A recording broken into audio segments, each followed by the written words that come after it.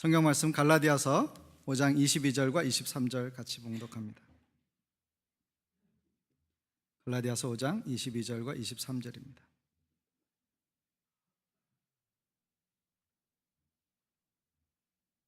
같이 읽습니다. 오직 성령의 열매는 사랑과 희락과 화평과 오래 참음과 자비와 양선과 충성과 온유와 절제니 이 같은 것을 금지할 법이 없느니라. 아멘. 오늘은 성령으로 6번째 시간으로 열매 맺는 삶을 살라 하는 제목으로 같이 말씀의 은혜를 나누고자 합니다. 지난주에는 우리가 은사로 몸을 세우라고 배웠습니다. 은사는 하나님께서 성도들 각 사람에게 필요를 따라 나누어 주시고 그 은사를 통해서 그리스도의 몸된 교회를 온전하게 세우는, 즉 은사는 내게 주셨지만 하나님의 성령께서 필요를 따라 나누어 주신 것이고 나를 위해서 쓰는 것이 아니라 다른 사람과 공동체를 위하여 사용함으로 하나님의 영광을 나타내는 것이다, 그렇게 말씀을 드렸습니다. 오늘은 그 다음으로 열매에 대해서 좀 나누려고 합니다. 은사는 우리가 하나님을 섬기는 기능적인 측면이라면 열매는 하나님 앞에서 맺어야 될 인격적인 결과라고 할 수 있겠습니다. 은사는 하나님께서 각 사람에게 나누어 주셔서 우리가 서로 다른 은사를 가지고 있는 것을 발견합니다. 그래서 내가 어떤 은사가 있든지 혹은 없든지 그것이 우리에게 크게 좌우되지 않습니다. 왜냐하면 내게 주신, 각 사람에게 주신 은사를 따라서 주님을 잘 섬기면 되기 때문입니다. 그런데 열매는 모든 사람이 맺어야 됩니다. 이곳에 모인 모든 성도들 한 사람도 예외 없이 모든 사람이 다 이 열매를 맺어야 한다라고 하는 것입니다.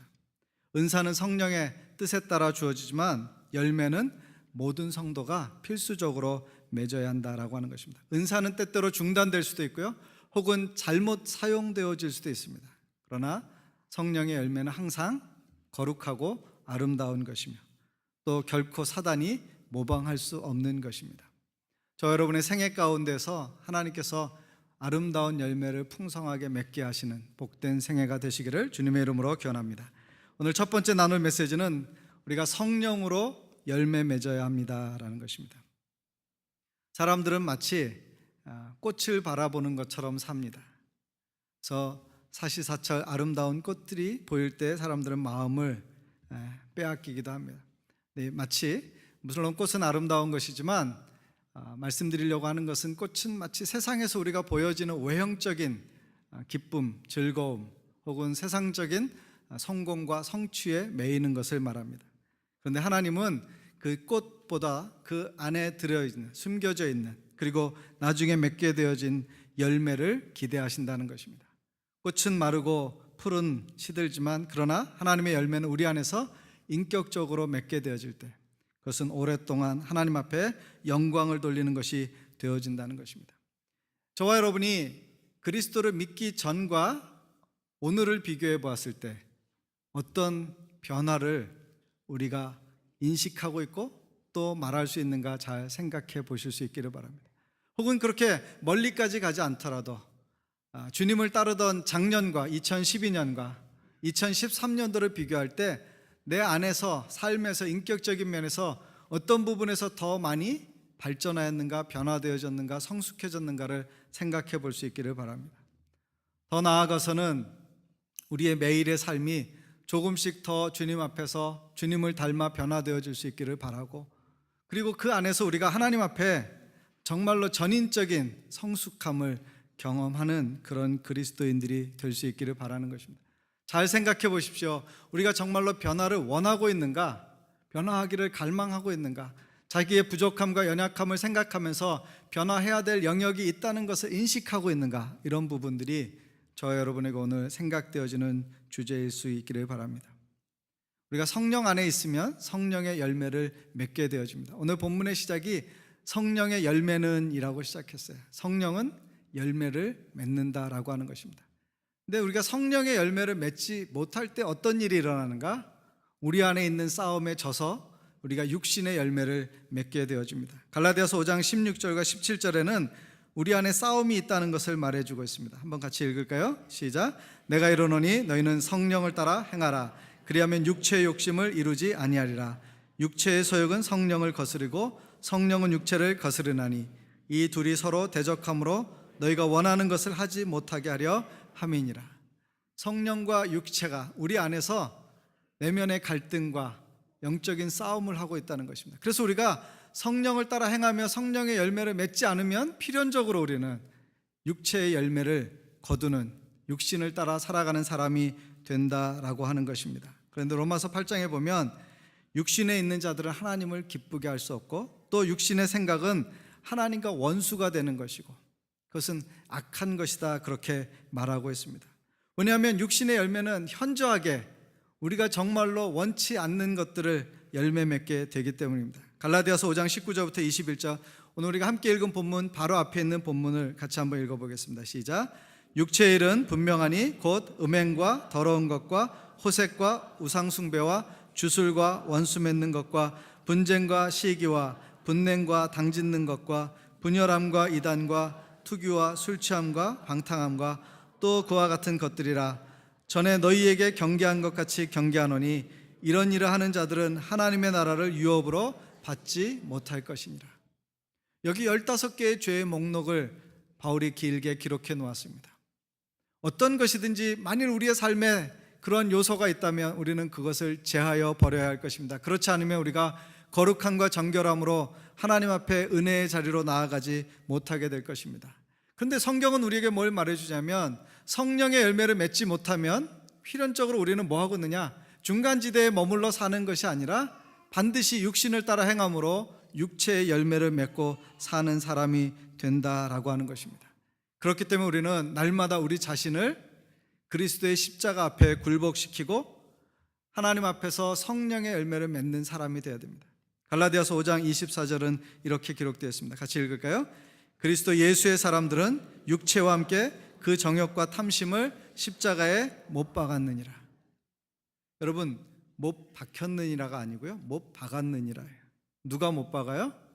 내 자신이 내 안에 계시는 성령님의 음성을 따라 하나님을 온전하게 섬기는 것이 무엇인지 그분이 나를 인도해 주실 때 그것을 믿음으로 취하고 내 안에 있는 정과 욕심, 탐욕을 어떻게 십자가에 못 박는 것입니다. 십자가는 무엇을 상징합니까? 그것은 죽음을 상징하는 것이고 부활을 상징하는 거예요. 그것은 내가 죽고 그리스도로 사는 것을 의미하는 것입니다. 육신이 죽을 때 성령의 열매를 맺게 되어지는 거고요, 성령을 추구할 때 육신의 일을 그치게 되어지는 줄로 믿습니다. 성령의 열매는 갈라디아서 5장 우리가 함께 읽은 본문에 몇 가지로 표현되어 있어요? 잘 아는 것처럼 성령의 열매는 9가지로 표현되어졌습니다. 사랑과 희락과 화평과 이렇게 해서 절제까지 9가지 성령의 열매를 성경이 쭉 설명해 놓았습니다. 그런데 이 열매는 인격이고 이 열매는 하나로 맺혀진다는 사실을 기억하시기 바랍니다. 한국말에는 성령의 열매 이렇게 해놓았기 때문에 이게 단수형인지 복수형인지 명확하게 표시가 되지 않습니다. 그런데 영어 성경에는 이것이 성령의 열매 단수형으로 표현되어져 있어요. 다시 말하면 그 뒤에 나오는 9가지는 서로 다른 열매가 아니라 성령 안에서 우리가 성령을 따라 행하는 인격적인 변화, 성숙함을 경험할 때 맺게 되어지는 다양한 열매의 모습입니다.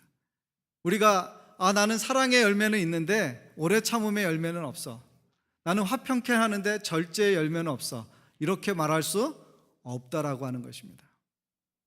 마치 이것은 포도송이로 말하면 한 송이의 포도와 같은 거예요. 거기에 수십 개의 포도알이 달려 있어요. 그러나 우리가 그것을 포도들이라고 말하지 않고 포도라고 말합니다.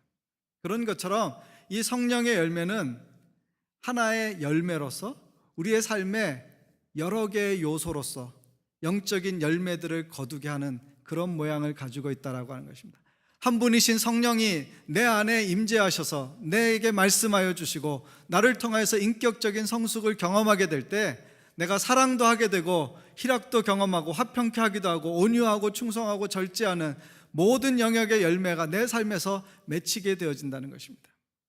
그것이 얼마나 풍성하고 아름다우냐, 아니면 그것이 얼마나 볼품없는 것이냐를 우리의 삶에서 경험할 뿐이지 어떤 것이 있고 어떤 것이 없는 열매가 아니라고 하는 것입니다. 그러므로 우리가 어떤 영역에서든지 부족함을 보인다라고 하는 것은 모든 영역에서의 부족함이 되어질 수 있고, 우리가 하나님 앞에 힘써 구하여야 할 것은 내 삶의 전인적인 영역에서 성경이 말하고 있는 이 풍성한 열매를 거둘 수 있기를 원한다는 것입니다. 그것은 성품의 열매예요. 근데 그 성품이 우리의 삶과 사역을 결정한다는 것입니다. 앤리 스탠리가 쓴 책 요약본으로 어떤 성도님들이 읽으셨는데, 성품은 말보다 크게 말한다라는 제목의 책이 있습니다. 성품은 보인다는 거예요. 우리의 인격은 드러나게 되어집니다. 우리가 말하는 것이나 행동하는 것이나 생각하는 것이나 결정이나 삶의 내용을 보면 그 사람이 가지고 있는 인격과 성품을 가늠해 볼 수 있다는 것입니다. 물론 우리가 그것을 다른 사람을 판단하는 도구로 사용하지 않습니다. 그러나 그것을 통하여서 우리가 일생 동안 우리가 추구하고 쌓아놓았던 것을 무너뜨릴 수도 있고, 우리가 정말로 중요하게 생각했던 것이 헛된 것이라고 하는 것을 경험할 수도 있다는 것입니다. 하나님 앞에 인격의 변화, 성품의 변화를 경험하지 않은 채 그런 열매가 없는 삶을 살아간다면 우리가 어떤 일을 한다고 해도 그것은 그냥 묻혀지는 일이 되어가는 것입니다. 우리가 그런 것들을 종종 경험하지 않습니까? 많은 영적인 지도자들이나 교회의 지도자들이 굉장히 중요한 업적을 냈어요. 굉장히 중요한 성과를 보였습니다. 그래서 사람들이 그를 존경하고 칭찬해요. 그런데 어떤 영역에서 그가 하나님 앞에 변화되지 못하고 온전하지 못한 인격으로 말미암아서 실수하거나 죄를 짓거나 그것을 무너뜨리는 그런 일을 행하게 될 때, 우리가 그가 행했던 모든 일, 그 일로서의 어떤 부분에 대해서 신뢰하거나 존중하지 못하게 되어집니다. 우리가 열매가 있다라고 하는 것은 우리의 삶 자체가 변화되어져서 하나님의 성품을 닮아가고 신의 성품에 참여하는 것을 말하는 것입니다. 이것은 우리가 그리스도 안에서 성령으로 말미암아 추구해야 될 가장 고귀한 목표가 되는 것입니다. 그러므로 우리가 변화되어져야 할 것은 나 자신이고, 내가 온전케 되어지고 내가 하나님의 뜻을 따라가야 하고, 하나님께서 말씀하시는 것을 따라서 내 삶을 변화시키고 조정해야 한다는 것을 기억하실 수 있기를 바랍니다. 이런 아름다운 것들은 23절 하반절에 보면 이 같은 것들은 금지할 법이 없다 이렇게 말씀하셨습니다. 여러분, 육신의 일들은, 그 현저한 죄의 일들은 세상의 법으로도 그것을 규정해서 그것을 악하다라고 말하고 그것을 금하는 경우가 많이 있습니다. 그러나 성령으로 변화되어지고 성숙한 열매를 맺는 삶의 내용들은 이 세상에서도, 성경에서는 말할 것도 없지만 이 세상에서도 그것을 금지하지 않습니다.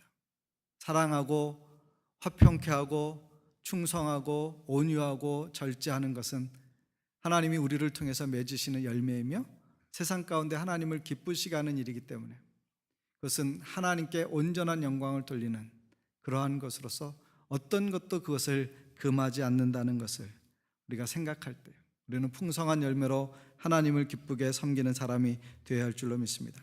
두 번째 열매에 대해서 생각해 볼 것은, 열매가 바로 우리의 존재를 증명한다라고 하는 것입니다. 나무의 진가는 열매에 있습니다. 우리가 어떤 유실수를 심었을 때 그 나무에게 기대하는 것은 뭐냐면 풍성한 열매를 맺는 것인 줄로 믿습니다. 우리 마태복음 7장 19절부터 20절 말씀 같이 한번 읽어볼까요? 시작.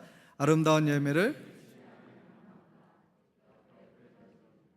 이러므로 그들의 열매로 그들을 알리라. 열매를 보면 그것을 안다는 거예요.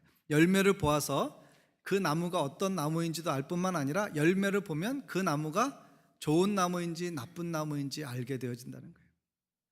우리가 그리스도 안에서 영적으로 변화되어지는 것은 품종이 바뀌는 것과 같은 것입니다. 근데 그 품종이 바뀌어서도 그 나무마다 맺는 열매는 다를 수 있다는 사실입니다. 어떤 나무는 가지가 휘어지도록 많은 열매를 맺어서 주인에게도 기쁨을 주고 또 세상 가운데 풍성함을 나누어 주는가 하면, 어떤 나무는 볼품이 없는 열매를 맺을 수도 있다라고 하는 것입니다. 주인의 입장에서 볼 때 그 나무로부터 풍성한 열매를 거두었을 때 그 나무를 기뻐하지만, 만일 거기서 열매를 거두지 못한다면 주인이 그것을 더 보고 놔둘 이유가 없다는 생각입니다. 그래서 성경 가운데 그런 비유의 이야기가 있죠. 주인이 와서 그 무화과 나무 하나를 보고 그 나무에 대해서 열매를 구하지만 열매가 없을 때 어떻게 해요? 이거 잘라버려라. 이거 3년이나 두고 봤지만 열매가 없으니까 이거 뭐 더 이상 둘 필요가 있겠느냐. 그랬더니 그 포도밭 지기가 주인에게 간청합니다. 주인님, 1년만 더 기회를 주십시오. 내가 이 나무를 잘 가꾸고 더 정성스럽게 양분도 공급하고 잘 돌보아서 한 번 더 열매 맺을 수 있는 기회를 가지면 좋겠습니다. 그 후에 다시 오셔서 보시고 그때에도 열매가 없으면 잘라버려도 좋겠습니다. 그러나 지금은 기회를 더 주십시오라고 말하는 거예요. 그것은 임박한 하나님의 심판에 대한 경고의 메시지를 담고 있는 이야기입니다. 그러나 그것은 또 우리의 삶에 주는 교훈이 있어요. 우리가 그것처럼 열매 맺는 삶이 아니면 우리가 그리스도인이라고 말한다고 하여도 그것 자체가 제대로 증명되어지지 않는 거예요. 세상은 우리를 향해서 내가 그리스도인이라고 하는 네임밸류를 갖는 것을 통해서 그리스도를 보는 것이 아니라 우리의 삶에서 맺혀지는 열매를 통해서 그리스도를 경험하는 것입니다. 그래서 이 세상 사람들에게 어쩌면 우리의 삶은 그들이 볼 수 있는 유일한 성경, 그들이 볼 수 있는 유일한 교회, 그들이 경험할 수 있는 유일한 복음일 수 있습니다. 이것이 어떤 의미인지 아시겠죠? 우리가 다른 사람들을 대할 때 그들과 함께 살아가는 세상 가운데서 얼만큼 성숙한 인격으로 주님을 닮은 모습으로 신의 성품에 참여한 자로 살아가느냐 하는 것이 그들에게 영향력을 주고 그들에게 판단할 수 있는 근거를 제시해 준다는 것입니다. 여러분, 우리가 사람의 눈이 무서워서가 아니라 우리를 판단하시는 더 크고 놀라우신 하나님이 있다는 사실을 기억할 때 우리가 열매로서 우리 자신의 진가를 하나님 앞에 보여줄 수 있는 그런 그리스도인이어야 합니다. 저와 여러분이 다 풍성한 열매를 맺어서 하나님께도 합당할 뿐만 아니라 세상 가운데에도 아름다운 사람으로 기억될 수 있기를 바랍니다. 여러분이 누군가에게 나도 예수 믿어 라고 말했을 때 그 사람의 반응이 어쩐지 그럴 줄 알았어, 이런 반응이기를 바랍니다. 진짜야? 몰랐어. 잘 안 가잖아, 막 이렇게 그런 반응을 받으면 우리는 부끄러운 그리스도인이에요. 그러나 여러분이 믿고 있는 그 신앙을 그들과 공유했을 때, 나누었을 때 누군가 그 이야기를 통해서 정말 그럴 줄 알았어, 뭔가 다른 면이 있었어, 궁금했었어 라고 말할 수 있는 그런 삶으로 살아간다면 하나님이 기뻐하시는 그런 인생인 줄로 믿습니다. 저 여러분이 어디에 존재하든지 그들 가운데 좀 달라 보여요. 혹시 예수 믿으세요? 이런 말이 돼야 됩니다. 제발 예수 좀 믿으세요, 이런 사람으로 전도 대상자 되지 마시고 여러분의 삶을 통해서 누군가에게 보여지는 복음, 보여지는 예수 그리스도를 증거하는 하나님의 자녀들이 다 되실 수 있기를 바랍니다. 이사야서 5장에 보면 흥미로운 이야기가 하나 나옵니다. 그것은 뭐냐면 이사야 선지자를 통해서 이스라엘 백성에게 하시는 하나님의 말씀입니다. 하나님께서 이스라엘 백성을 좋은 포도나무, 극상품 포도나무로 성경에 표현했어요. 그래서 그 나무를 심었습니다. 그 포도원을 정말 아름답게 가꾸고 거기에 포도가 잘 맺힐 수 있도록 그 토양에 양분을 많이 공급했습니다. 그리고 정성을 들였어요. 그런데 나중에 주인의 기대하고는 전혀 다르게 극상품 포도를 발았는데 그 밭에서 난 것은 뭐냐면 들포도예요. 이것은 아무도 돌보지 않는 곳에 나는 그냥 포도예요. 그래서 너무나 볼품이 없고 상품 가치도 없고 사람들이 먹기에도 합당하지 않은 그런 포도예요. 주인의 기대를 완전히 무너뜨리는 그런 일에 대해서 주인은 너무나 실망한 나머지 그들에게 심판을 선언하는데 이사야서 5장 6절에 보면 내가 이 땅을 황폐케 하리라 그렇게 말씀하시는 것을 봅니다. 여러분, 한국 교회에 대해서 제가 종종 말씀드릴 때 우리가 얼마나 큰 축복을 받았는가를 말씀드렸습니다. 우리가 한국 사람이어서 감사하고요, 우리가 한국의 그리스도인이어서 감사하고요, 또 우리가 이민자로 이 땅에 살지만 더 넓은 세계 가운데 주님의 은혜를 경험하는 것이 감사하고요, 오늘도 살아서 주님을 예배할 수 있고 주님 앞에 우리의 삶을 들여서 주의 영광을 따라 살아갈 수 있게 하신 것을 감사하는 거예요. 중요한 것은 하나님은 우리의 삶 가운데 이 땅에 사는 사람들, 수많은 사람들, 그 사람들이 경험하지 못한, 그 사람들에게 주어지지 않은 그런 축복과 그런 은혜와 그런 삶의 기회와 부유함과 많은 것들을 선물로 주셨고, 그런 것들을 우리가 다 선택하지 않았지만, 우리의 손으로 벌은 것 아니지만, 우리가 쌓아놓은 것 아니지만 그것을 우리가 누리게 되었던 것입니다. 하나님은 우리 각 사람을 통해서 이 시대의 한국교회를 통해서 맺고자 하는 하나님의 열매가 있는 거예요. 극상품 포도를 하나님은 기대하시고 우리를 심으시고 우리 가운데서 그런 열매가 나기를 기다리시는 거예요. 그런데 우리가 맺은 열매가 마치 들포도와 같다면 한국교회를 향한, 또 이민교회를 향한, 우리를 향한 엄한 심판과 경고의 메시지를 귀담아 듣고 변화되어질 수 있는 저와 여러분이 되시기를 바랍니다. 이 시대를 볼 때 어두움의 증상들이 너무 많이 있어요. 영적인 어두움들이 많이 있습니다. 여러분이 분별력을 갖지 않으면 미혹되기 쉬운 것들이 너무나 많이 있어요. 우리 한아름에 가면 이렇게 여러 교회 주보나 광고 전단지를 놓는 것이 있습니다. 그 중에 정말 들을 만한 볼 만한 것은 서너 가지라면 이단에게는 왜 그런 열심이 주어졌는지 모르지만 대부분 복음적이지 않은 것들, 성경적이지 않은 것들이 거기에 굉장히 많이 놓여 있어요. 그래서 여기서 제대로 집어갈 수 있겠나 그런 생각이 들 때가 종종 있습니다. 한국교회가 하나님 앞에 받은 축복에 대해서 영적인 책임감을 가지고 그리스도인으로서의 온전한 삶을 살아내지 못할 때 이 시대 가운데 하나님의 이름은 낮아지고 교회는 세상 가운데서 비난과 멸시와 조롱의 대상이 되어지는 것입니다. 그것은 누구 책임이라고 말할 수 없어요. 그러기 전에 우리가 우리 자신을 하나님 앞에 열매 맺는 삶으로, 열매를 통해서 그리스도인인 것을 보여줄 수 있는 삶으로 변화되어질 수 있기를 바라고요. 우리가 먼저 건강한 공동체로, 우리가 먼저 아름다운 교회로, 아름다운 그리스도인으로서의 삶을 살아서 우리와 함께하는 사람들에게 거룩한 영향력을 끼치는 것이 중요하다는 것입니다. 여러분의 존재는 우리가 어느 교회에 다닌다, 어떤 사람이다라는 네임밸류로 결정되어지는 것이 아니라 여러분의 삶으로 결정되어집니다. 여러분의 삶이 누가 보더라도 하나님의 자녀다운, 하나님께서 보시기에도 칭찬하고 인정할 만한 그런 믿음의 사람들 다 되시기를 주님의 이름으로 권합니다. 세 번째 메시지는 열매는 풍성하게 나누고 또 다른 열매를 맺게 한다는 것입니다. 열매를 나누는 때 기쁨이 있습니다. 여러분이 과일을 먹으면 얼마나 기분이 좋아요. 우리 베트남, 캄보디아 가는 친구들에게도 거기 가면 이상한 음식도 있고 여러 가지가 있지만 정말 좋은 거, 기대되는 것 중에 하나는 뭐냐? 풍성한 과일의 나라잖아요. 그래서 가면 좀 많이 먹고 와라. 즐겁게 먹고 와라. 왜냐하면 열매를 나누는 것은 참 기쁨이 있습니다. 우리의 삶 가운데서도 우리가 그런 열매를 나눌 때 나를 통해서 다른 사람들에게 거룩한 영적인 영향력이 미쳐지는 것을 경험할 때 그것은 큰 축복이 될 수 있다라고 하는 것입니다. 우리가 어떤 한 선생님에 의해서, 한 지도자에 의해서, 혹은 한 사람에 의해서 그가 속한 가정이든 공동체이든 사회이든 조직이든 그것이 얼마나 피폐해지고 어려워지는가 하는 것도 경험하지만 동시에 한 사람의 아름다움과 선행과 헌신과 수고를 통해서 그 공동체가, 그 가정이 살아나고 회복되어지고 더 풍성해지는 것을 경험하지 않습니까?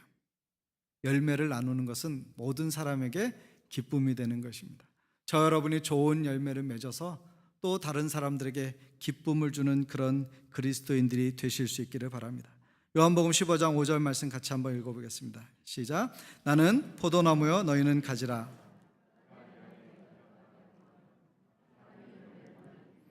나를 떠나서는 너희가 아무것도 할 수 없다. 여러분, 열매 맺기 위해서 우리가 하나님 안에 붙어 있어야 됩니다.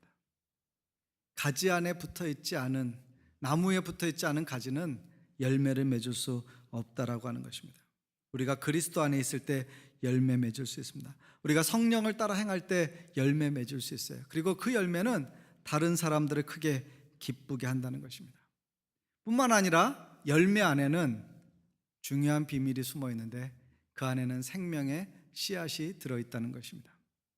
여러분이 사과를 보실 때 사과 몇 개 있나요? 보이시나요? 사과가 안 보이시나요? 사과 보이세요? 사과 몇 개 있어요? 네, 한 개는 자연적인 눈으로 본 거고요.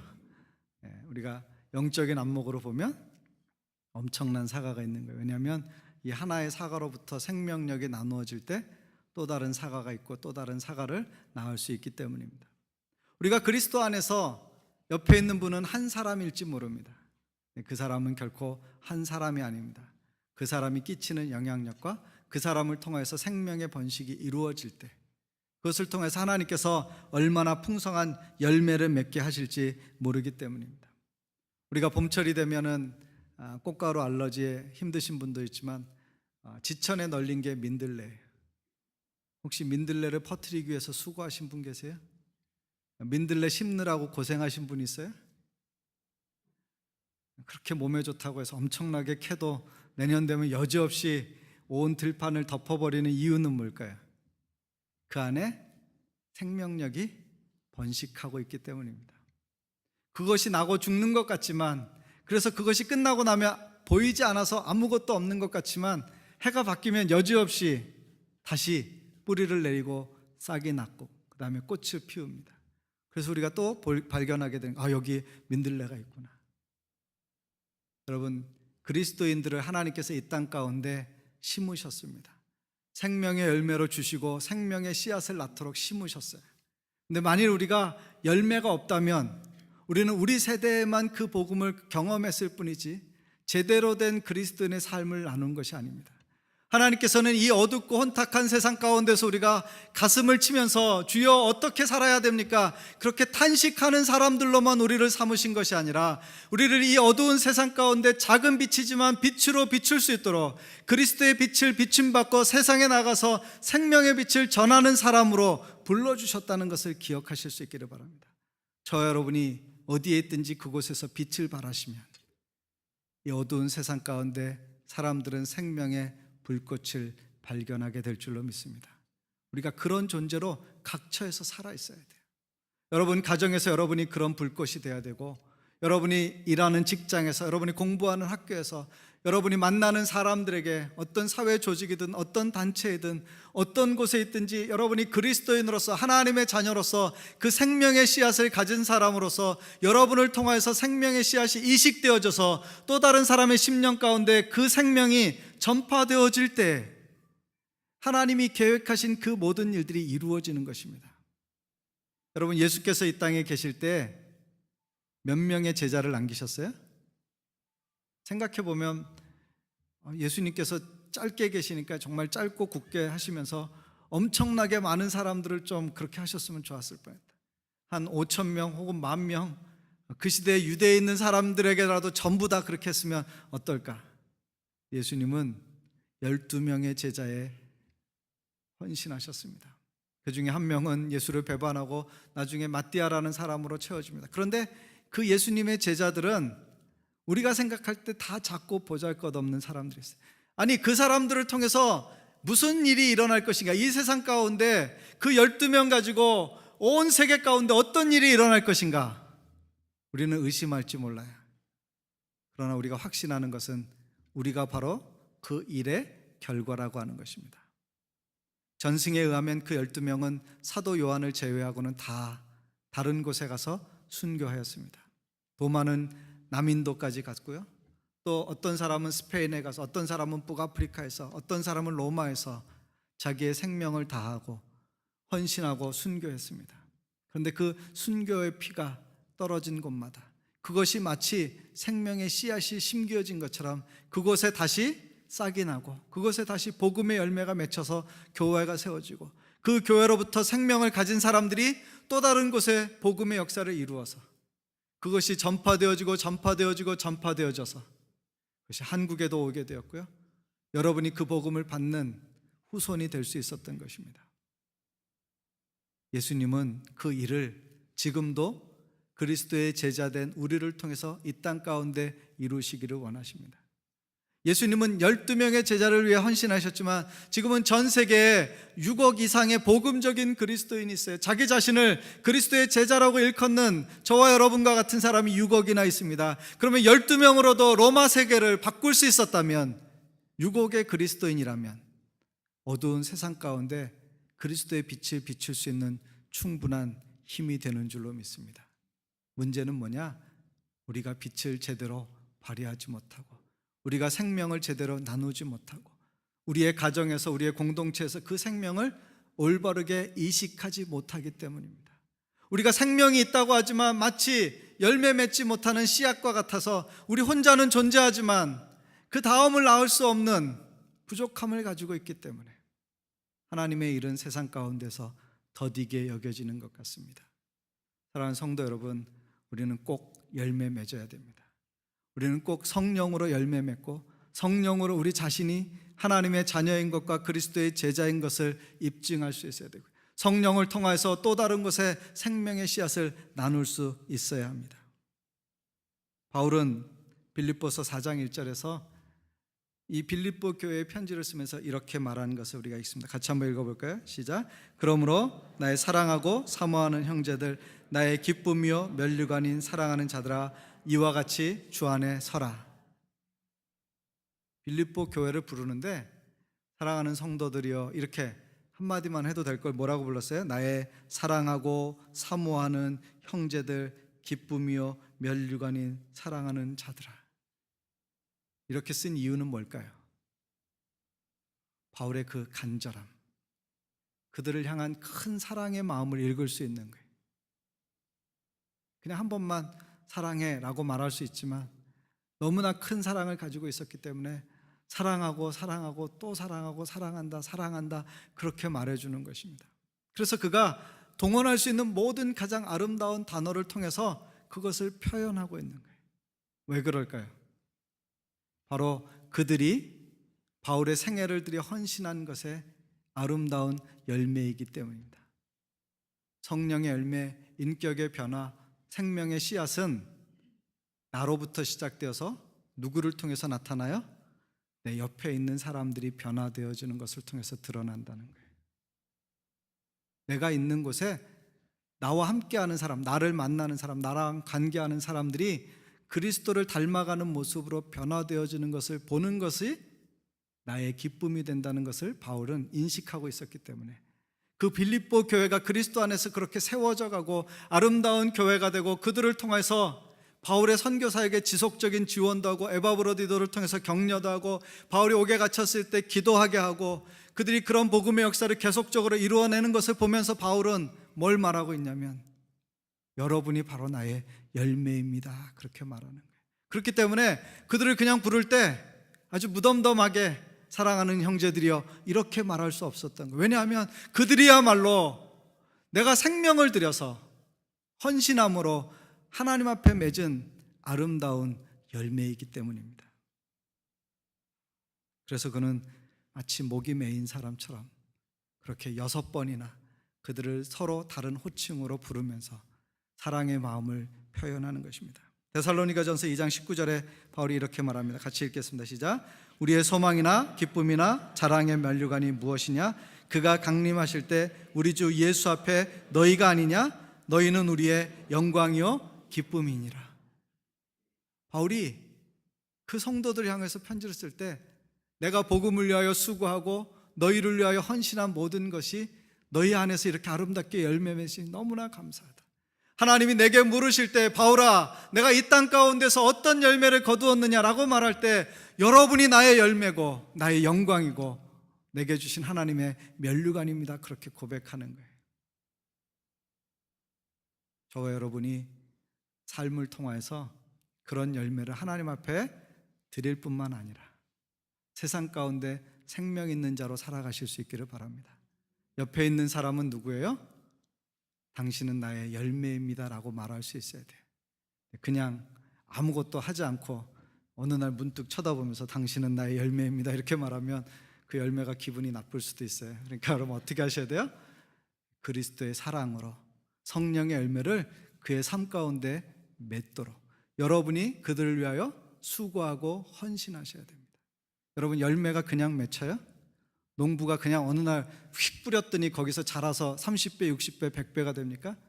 밭에 있는 사과나무가 저절로 열매를 맺어서 주인을 기쁘게 합니까? 세상에서 가장 지루한 직업은 어쩌면 농부일지 몰라요. 공장에서 생산하는 것은 급하면 막 밤을 새도 되지만 농부가 심어놓은 씨앗은 시간이 가도록 기다리지 않으면 제대로 된 열매를 맺지 못해. 그러나 그것을 노심초사하면서 그 열매가 맺히기까지 수고한 그 모든 헌신이 추수의 기쁨을 가져오는 것입니다. 사랑하는 성도 여러분, 주를 섬길 때, 주 안에서 믿음의 형제 자매들을 섬길 때, 여러분의 가족을 섬길 때, 여러분의 이웃을 섬길 때 그들이 여러분의 열매인 것을 기억하시기 바랍니다. 그래서 그들이 정말 잘 돼야 누가 잘한 거예요? 내가 하나님 앞에 받을 상급이 있고 하나님 앞에 받을 인정이 있는 거예요. 그들이 정말로 믿음 안에서 온전히 서고 그들이 정말로 아름다운 사람이 되고 그들이 정말로 하나님 앞에 헌신하는 사람이 될 때에야 내가 하나님 앞에 하나님 내게 주신 삶의 기회를 따라서 그들과 함께 살아가는 동안 그렇게 열매 맺었습니다라고 말할 수 있다는 거예요.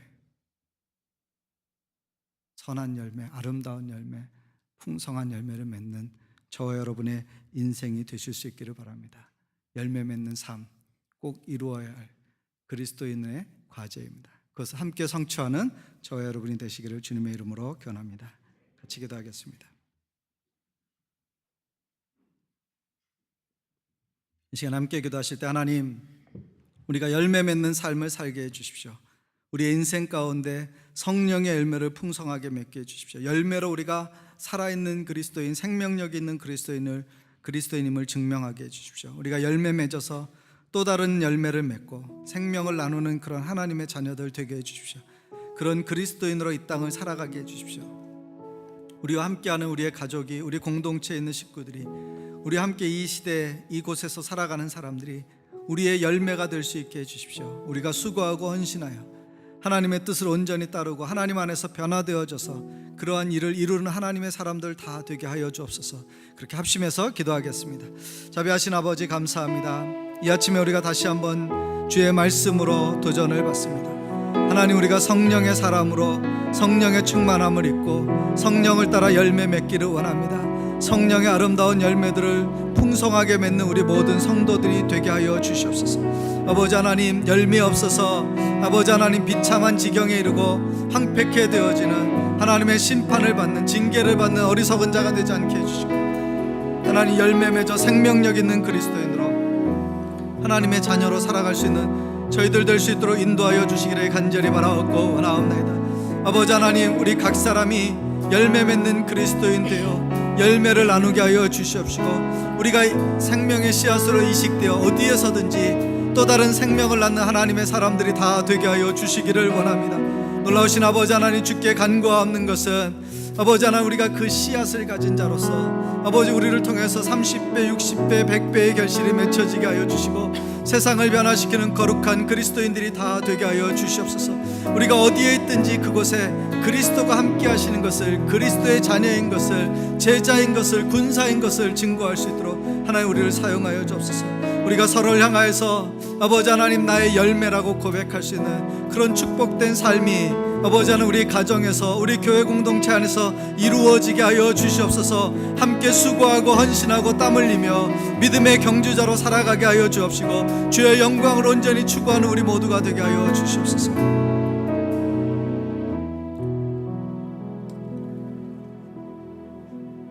사랑과 은혜가 많으신 아버지 감사합니다. 이 아침에도 주의 자녀들에게 우리가 성령으로 충만할 때 성령의 열매를 맺는 것을 다시 한번 도전하여 주시니 감사합니다. 하나님, 열매 맺어 우리가 누구인지를 알게 해주시고 열매로 다른 사람들에게 풍성한 생명을 나누게 해주시고 열매로 세상을 바꾸는 거룩한 그리스도인들 되게 하여 주옵소서. 무엇보다도 우리가 믿음 안에서 사는 동안에 우리가 그리스도 안에서 서로 형제와 자매를 대할 때 그 안에 풍성한 수고와 헌신이 있게 해주셔서 우리가 서로를 향하여서 나의 열매, 나의 면류관, 나의 영광이라고 말할 수 있는 그런 아름다운 신앙의 관계들이 일어나게 하여 주시옵소서. 하나님, 우리의 삶에서 각처에서 그런 생명력 있는 열매를 맺음으로 주님의 영광이 온 땅 가운데 가득하여지게 하여 주시옵소서. 예수님의 이름으로 축복하며 기도합니다. 아멘.